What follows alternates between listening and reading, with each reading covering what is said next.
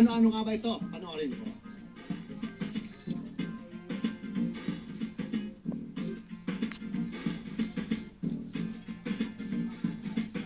O diba, simula sa palamig, sa merienda at sa ulam, nako talaga naman itong gata-ubo, kaya talagang nandyan pa rin at hindi nawawala.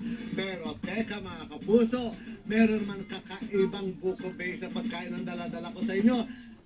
Narinig nyo na ba? O natikman nyo na ba yung tinatawag na buko pansit? Uy, kakaiba ito. Panoorin nyo po ito.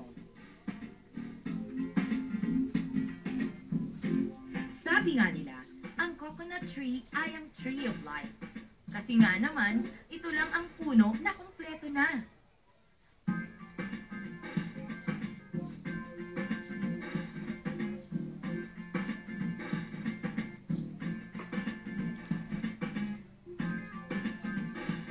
Umpisahan natin sa ulam.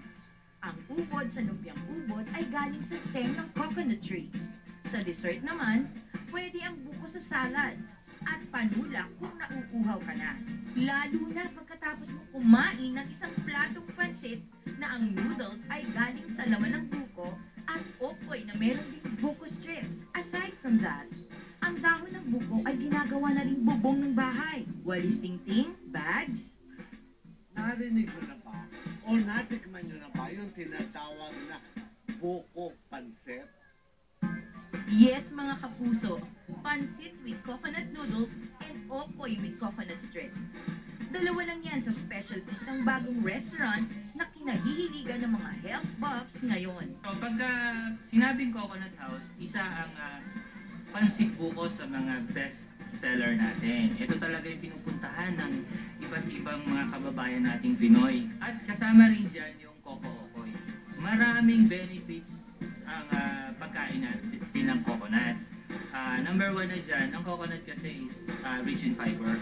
Kaya nakakatulong ito sa ating digestion. At isa pa, ang coconut ay nakakatulong din na makapagpalakas ng ating immune system. Kaya nakakaiwas tayo sa iba't ibang klase ng sakit.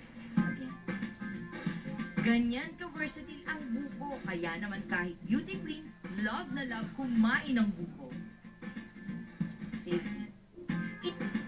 Hi, I'm Barbie Salvador, the reigning mutya ng Pilipinas Tourism International 2010.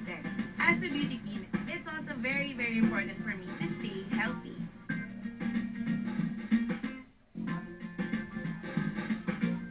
Ano nga ba ang mga dapat natin kainin so we can stay as slim and as healthy as Barbie Salvador? Maybe wala dito sa baba ang hinahanap natin. Why don't we try looking up?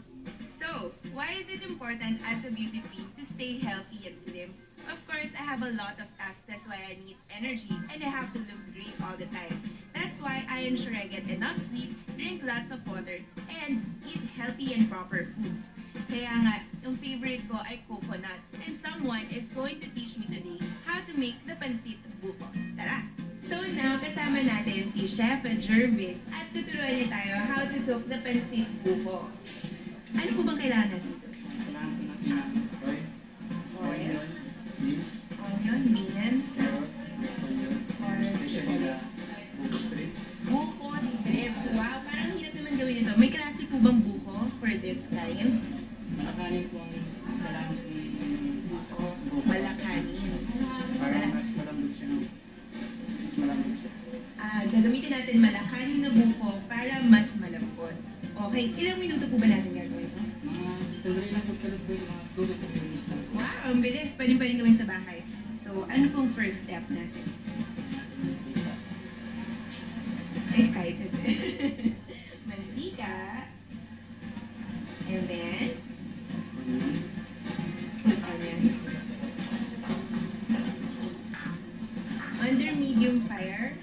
Medium fire lang. Hindi masyadong malakas. Nag-isa mo siya. Ayun po. Carrot. Beans. Yan.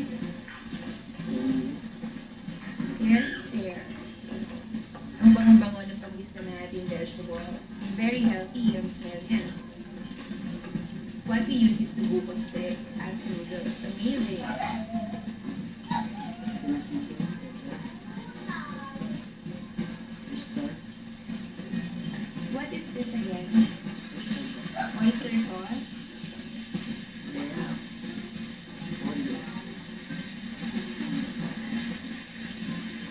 ano, last meal po yun, no? Ang fast na.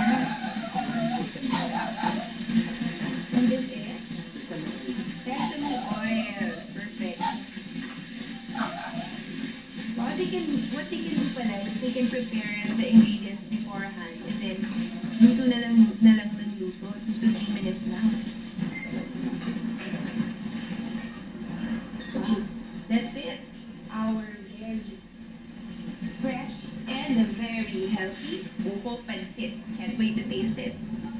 Gusto niyo?